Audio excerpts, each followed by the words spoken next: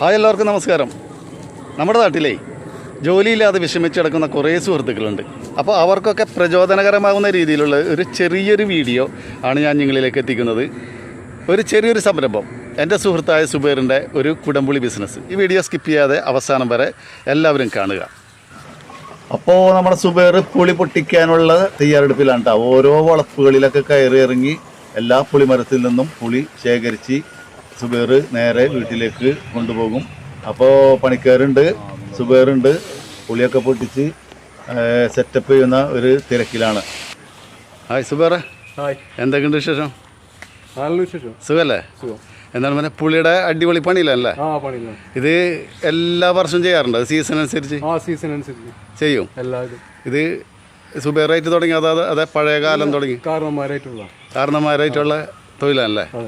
അപ്പം എന്തായാലും ഇപ്രാവശ്യത്തെ സീസണൊക്കെ തീരാനായി തോന്നുന്നല്ലേ? അടിപൊളിയല്ലേ? അപ്പോൾ കൂടെ പണിക്കാരുണ്ടോ? ഷെഫീർ, വേറെ പണിക്കാരൊക്കെ ഉണ്ടല്ലേ? അപ്പം എന്തായാലും കാര്യങ്ങളൊക്കെ ഉഷാറായിട്ട് എടുക്കട്ടെ. ഇപ്പം പുളിക്ക് വിലയുണ്ടോ? പിന്നെ ഈ പുളിമരത്തിൻ്റെ മുകളിൽ കയറിയിട്ട് ഈ പുളി പൊട്ടിക്കുന്ന കാഴ്ച വല്ലാത്തൊരു വിഷമമുള്ളൊരു സംഭവം തന്നെയാണ്. എന്താണെന്ന് വെച്ചാൽ അത്ര ഹൈറ്റുള്ള മരത്തുമ്മലാണ് ഇവർ കയറിയിട്ട് ഇങ്ങനെ പുളി പൊട്ടിച്ചുകൊണ്ടിരിക്കുന്നത്. അപ്പോൾ അതൊക്കെ വീണത്, ഒരാൾ മേലെ നിന്ന് പുളി പൊട്ടിക്കുന്നുണ്ട്, ഒരാൾ താഴെ ചാക്കിലാക്കുന്നുണ്ട്. ഇത് കഴിഞ്ഞാൽ അടുത്ത വളപ്പിലേക്ക് പോകും. ലാസ്റ്റ് ഒന്നിച്ചാണ് കളക്ട് ചെയ്തിട്ട് വീട്ടിലേക്ക് ഇവർ കൊണ്ടുപോകുന്നത്.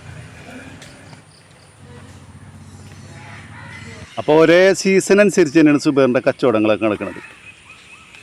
പുളിയുടെ സീസൺ വരുമ്പോൾ പുളിയുടെ കച്ചവടം, അതുപോലെ ജാതി, കുരുമുളക്, അടക്ക, എല്ലാ ബിസിനസ്സും ഓരോ സീസൺ അനുസരിച്ച് തന്നെ സുബൈർ ചെയ്യും. അപ്പോൾ പുളി പറക്കലൊക്കെ കഴിഞ്ഞ്, പറമ്പുകളിൽ നിന്നൊക്കെ പറക്കലൊക്കെ കഴിഞ്ഞത് വീട്ടിലെത്തി പുളി ചെരിഞ്ഞ്, അപ്പോൾ വീട്ടിൽ തന്നെ കുറേ പണിക്കാരൊക്കെ ഉണ്ട്. അപ്പോൾ അവരൊക്കെ അതിൻ്റെ കുരു കളയുന്ന തിരക്കിലാണ്. കുരു കളഞ്ഞതിന് ശേഷം പിന്നെ പുളി ഉണക്കൽ പരിപാടിയിലേക്കാണ് പോകുന്നത്. നല്ല വെയിലുള്ളപ്പോൾ വെയിലത്തിട്ട് ഉണക്കും.